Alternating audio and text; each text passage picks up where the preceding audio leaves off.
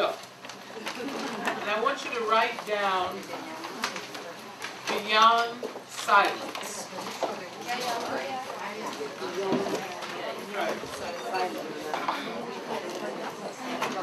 Beyond silence is the name of the book that is written by Dr. Kasuma Ansah. Here she is. Can we give her a hand?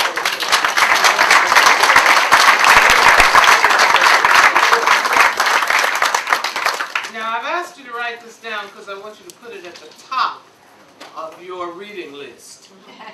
The reason that it should go at the top of your reading list is because it is a novel that provides really exciting insight into the enduring relationships here in South Africa between the various racial groups. Now, it is a novel, but it is a well-researched novel. I talked to its author yesterday and went away just absolutely impressed and excited. Why? Because in this novel, there is a landscape painted that reveals the mystic realm of life and the complexity of characters, characters that make up this extraordinarily interesting country. They're the whites who no longer rule the country and now suffer from white guilt. There are the blacks who now actually rule the country. The whites don't any longer rule the country.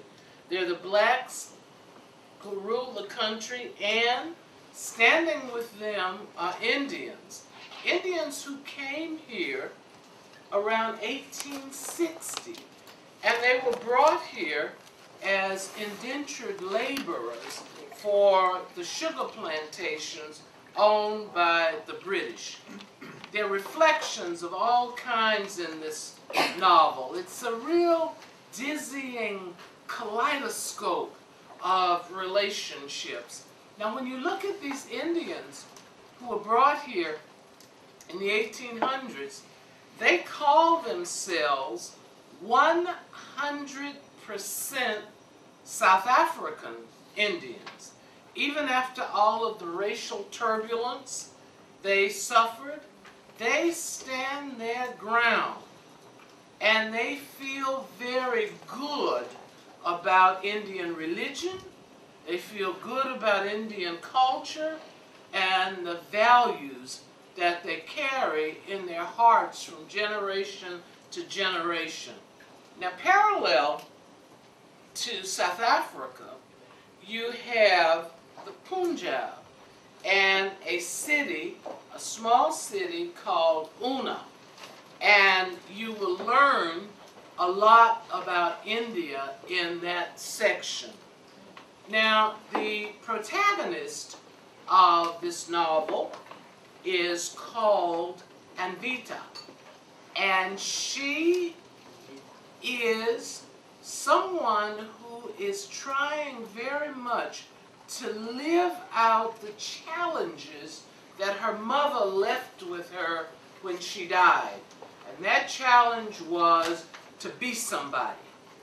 So we watch this young woman as she grows into somebody, as she crosses the borders, the electrified borders of South Africa, the characters that she meets, the people who suffer from AIDS, the people who have endured crime, and the people who have suffered from racism. This young woman endures all of this, and she achieves her dreams of becoming an architect. And she uses this new skill of hers to make sure that this architecture is used for the benefit of her people. That the new houses that are larger with open space, things that make people feel good about being one with the environment.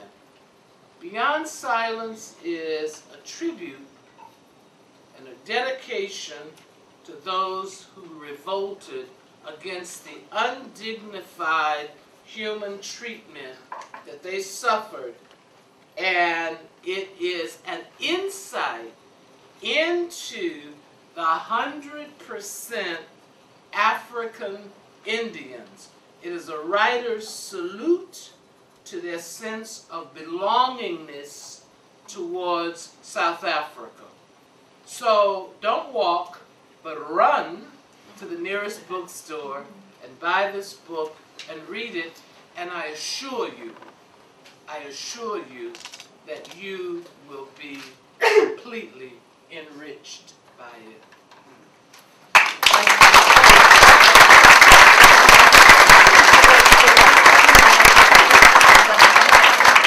Now, this is what I was asked to do, and I've enjoyed it so much. I've enjoyed so much getting to know you.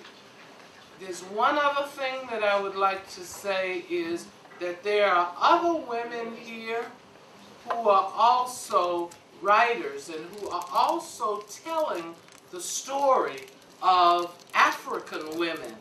And I just want to say that Ibunkun Awasike has written a book that interviews African women entrepreneurs and that talks about all of the struggles that they've had, but more than that, the successes that they've had. And so, Ibunkun, could you tell me the name of your book? Because I didn't have a chance to review it. It's called The Girl Entrepreneurs. The Girl Entrepreneurs. This is another one. I know your bags will get pretty heavy, but this is another one that you should rush out. And if you don't buy the book and it's not available here, you should put an order in.